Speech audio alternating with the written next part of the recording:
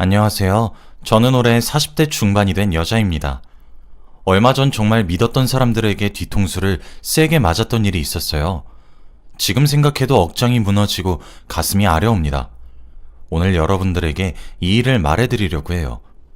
저는 남편과 같은 고향 출신 사람입니다. 저희 동네가 워낙 작고 사람도 많이 없어서 동네 사람들끼리 다 친한 사이예요. 그래서 어릴 때부터 같이 놀았던 친한 오빠였습니다. 저는 외동딸이었는데 오빠가 저를 친동생처럼 대우해줘서 거의 같이 자란 거나 마찬가지였죠.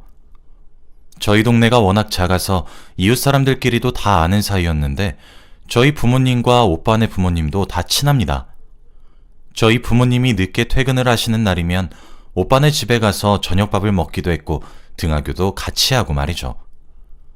친구들은 저한테 이렇게 듬직한 오빠가 있어서 좋겠다고 했고 그리고 오빠가 잘생긴 편이라 친구들한테 부러움도 많이 샀죠. 이렇게 다정하고 배려심 넘치는 오빠를 누가 안 좋아하겠나요? 저도 솔직히 오빠를 조금 좋아했습니다. 아기 때부터 친하게 지내던 오빠였는데 중학생, 고등학생이 되니까 남자로 보이더라고요. 그런데 제가 오빠한테 제 마음을 고백해버리면 다시는 친동생, 친오빠 같은 관계가 되지 못할 것 같아 티를 전혀 내지 않았죠. 제가 많이 덜렁대는 성격이고 오빠가 꼼꼼하고 섬세한 성격이에요. 그래서 제가 빠뜨리거나 잃어버리는 물건이 있으면 항상 오빠가 어디선가 찾아와 주었습니다. 나이가 들어갈수록 오빠한테 의지하는 면이 많아졌고 오빠가 여자친구가 생기면 저를 버릴까봐 많이 무서웠어요. 그런데 다행스럽게도 오빠는 성인이 될 때까지 연애 한번 하지 않았는데 그게 저는 내심 기뻤습니다. 부모님들도 저희 보고 결혼하면 사돈이 되는 거냐며 호들갑을 떨곤 하셨는데 그럴 때마다 저는 얼굴이 빨개졌고 오빠는 아니라고 부정했죠. 조금 서운하긴 했지만 그래도 어쩔 수 없었습니다. 아무튼 그런 학창시절이 끝나고 저희들 다 대학교에 들어갔어요. 오빠는 대학교 진학을 포기하고 일을 배우면서 사업 준비를 하고 있었죠. 저는 대학교를 다니다 보니까 더 넓은 도시로 가게 되었고 오빠는 고향에서 계속 살았습니다. 매일 붙어있던 오빠와 멀어지니까 왠지 모르게 싱숭생숭하더라고요. 한 번도 오빠 없이 살아본 적이 없는데 이렇게 저 혼자 외딴 곳에 남겨지니까 무서웠습니다. 대학교 생활을 하면 할수록 오빠가 더 생각이 나고 너무 보고 싶었죠.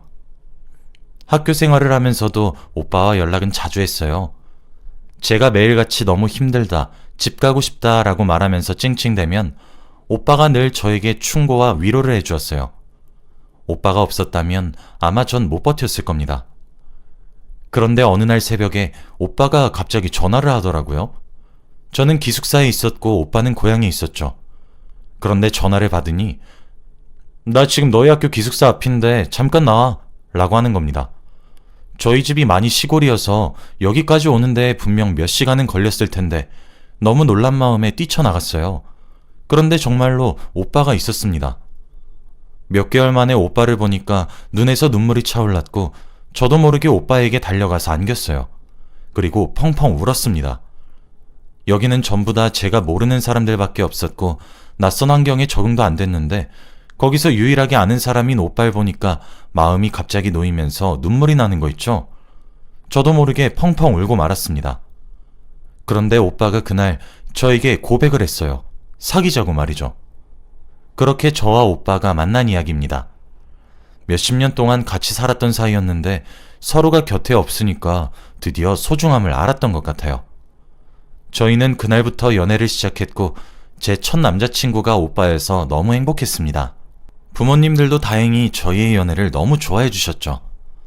저는 오빠와 연애를 몇 년 동안이나 했는데 그동안 오빠는 사업도 잘 되고 저도 취직을 했어요.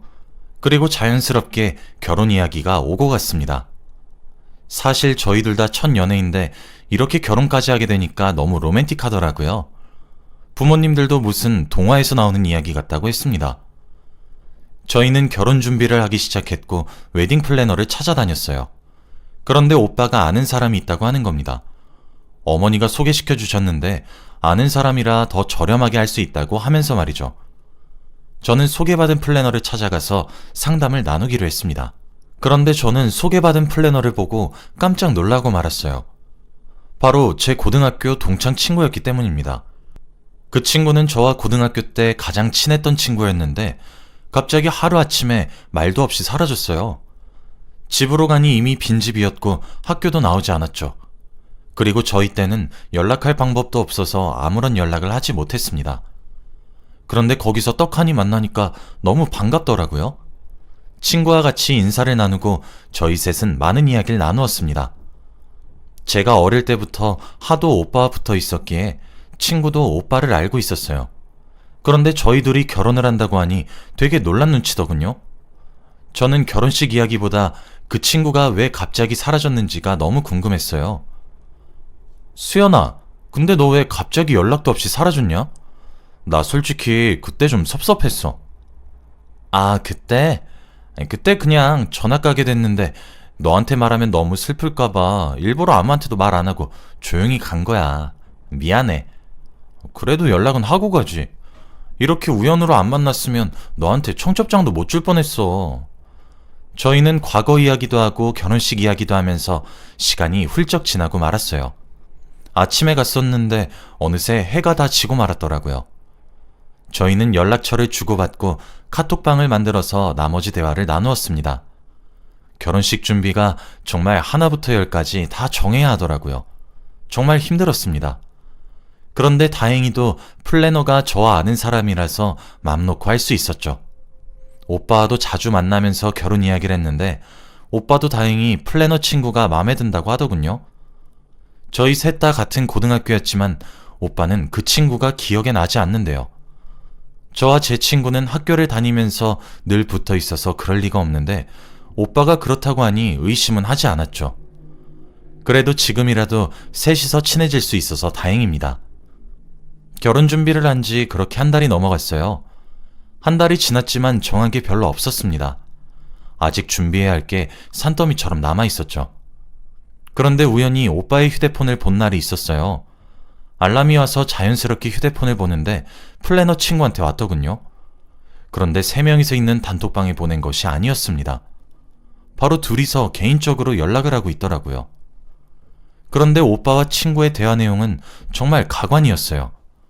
단순히 플래너와 예비 신랑의 공적인 대화가 아니었거든요. 둘이서 아주 깨가 쏟아지는 대화를 주고받았습니다. 주말인데 뭐하냐, 좋은 아침 보내라, 나는 지금 뭐하고 있는 중이다 등등 둘이서 아주 하하호호 거리면서 이야기를 하더군요. 대화의 시작을 보니까 친구가 먼저 연락을 했더라고요.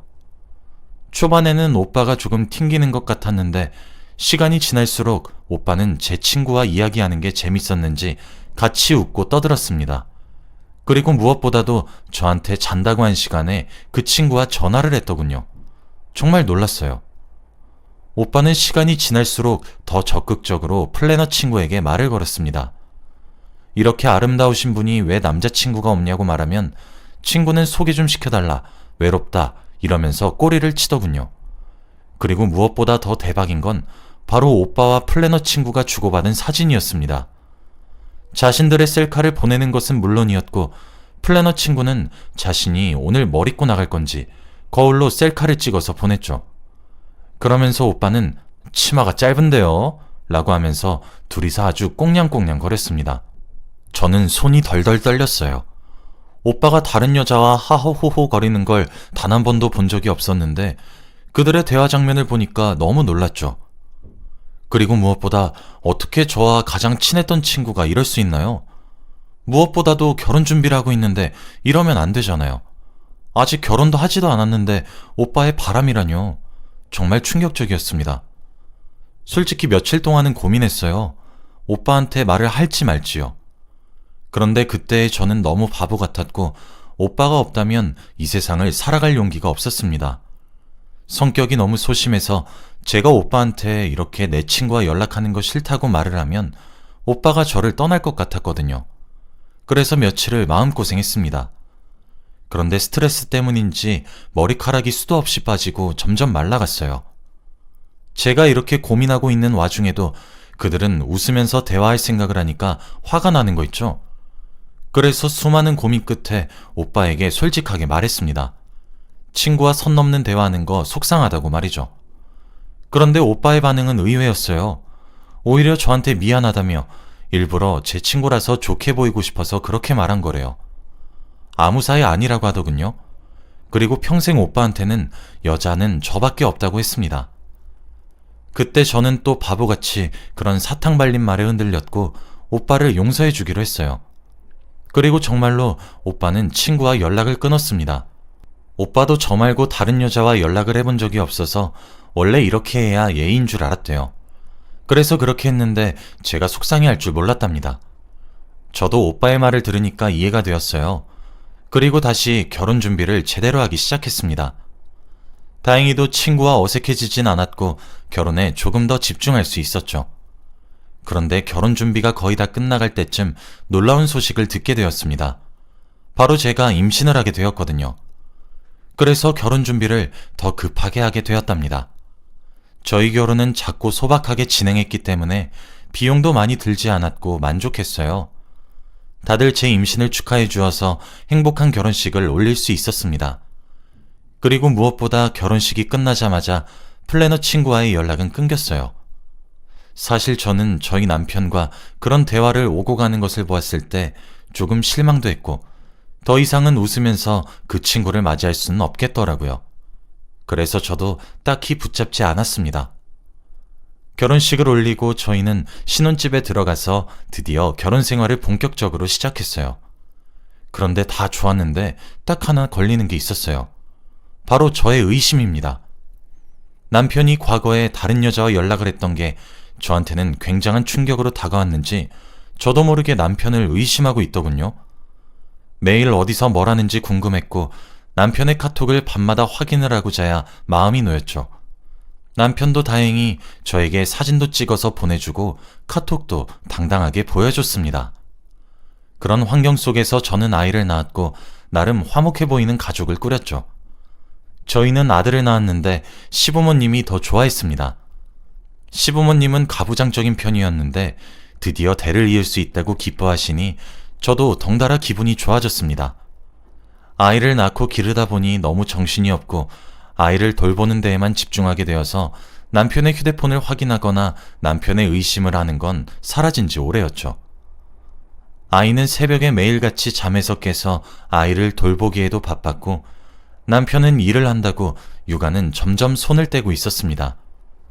사업이 승승장구해서 남편은 매일같이 바빴고 집에 오면 씻고 잠만 잤어요. 아들 얼굴 볼 틈도 없었고 저와 이야기를 나누지도 않았습니다. 오로지 그에게는 집이 그저 잠을 자는 공간일 뿐이었죠.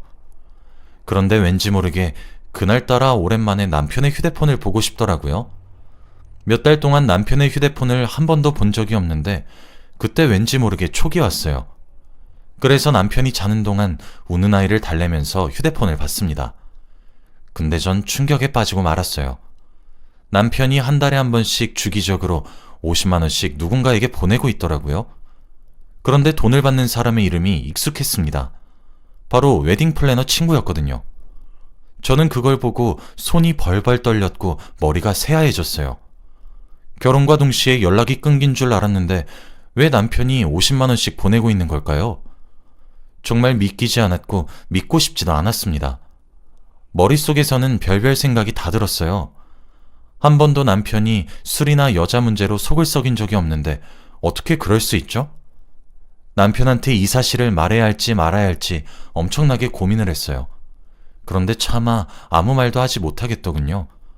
말을 하다가 저도 모르게 눈물이 터질 것 같았습니다. 그래서 저 스스로 어떻게 된 일인지 알아보기로 했어요. 저는 며칠 동안의 긴 고민 끝에 플래너 친구를 찾아가기로 했습니다. 친구에게 연락을 해서 집 앞으로 찾아갔어요. 친구에게 미리 연락을 하고 현관문을 여는 순간 플래너 친구가 딸아이를 안고 있더군요. 나이는 저희 아들과 비슷해 보였습니다. 그런데 저는 그 여자아이의 얼굴을 보고 머리를 한 대 맞은 기분이었죠. 저희 남편과 똑같이 생겼었거든요.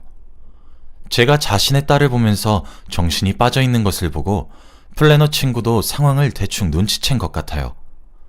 그리고 플래너 친구는 저에게 솔직하게 다 말해줬습니다. 그 여자아이는 남편과 플래너 친구 사이에서 생긴 딸이 맞대요. 그리고 50만 원은 양육비라고 합니다. 저는 아무 말도 할 수 없었어요. 너무 충격적이었거든요. 둘이서 저 몰래 연락을 하고 만난 것으로 모자라 아이까지 만들었다뇨. 제가 다리에 힘이 풀려서 주저앉으니 친구는 저에게 더 충격적인 말을 했습니다. 그 오빠 내가 먼저 좋아했어. 라고 말이죠. 그게 무슨 말인지 저는 이해가 되지 않았습니다. 한 번도 그 친구는 저에게 제 남편을 좋아한다고 말한 적이 없거든요. 너 내가 고등학생 때 그 오빠 얼마나 좋아했는지 알아? 그런데 맨날 너한테 꼭 붙어서 다니고 나한텐 관심도 없고 그래서 너랑 친해지면 나한테도 눈길을 주겠지 싶어서 너 이용해봤어. 너랑 친해지면 나한테 관심을 줄까봐. 그런데 여전히 그 오빤 너만 보고 있더라? 나보다 얼굴도 못생기고 공부도 못하고 몸매도 안 좋은 너한테 졌다고 생각하니까 너무 화가 났어. 그래서 내가 그 오빠 불러서 고백했다? 좋아한다고. 그러니까 너랑 친하게 지내지 말라고. 근데 그 오빠는 끝까지 너 생각만 하면서 내 고백을 거절했어. 자기는 널 좋아한다고 하면서. 그래서 전학 간 거야. 쪽팔리고 화나서. 그런데 정말 우연찮게 플래너가 내가 됐지 뭐야? 그래서 이건 하늘이 준 기회라고 생각이 들어서 내가 들이댔어. 내가 원래 좋아했던 사람이었고 네가 뺏은 거니까. 내가 네 남편 술 좀 먹이고 실수 좀 저질렀다. 왜? 뭐 문제 있어? 내가 먼저 그 오빠 좋아했어. 네가 뺏은 거라고. 저는 그 친구의 검은 속내를 마주하고 넋을 잃고 말았습니다. 친구는 저희 남편에게 술을 잔뜩 먹이고 일부러 실수를 하게 해서 임신을 한 거래요. 그러면서 자신을 봐줄 줄 알고요. 그리고 마지막으로 제발 이혼을 해달래요. 제 자리에 이제 자기가 들어갈 거라고 하면서 말이죠. 제가 이혼하면 화목한 가정환경 속에서 딸을 키울 수 있을 것 같다고 합니다.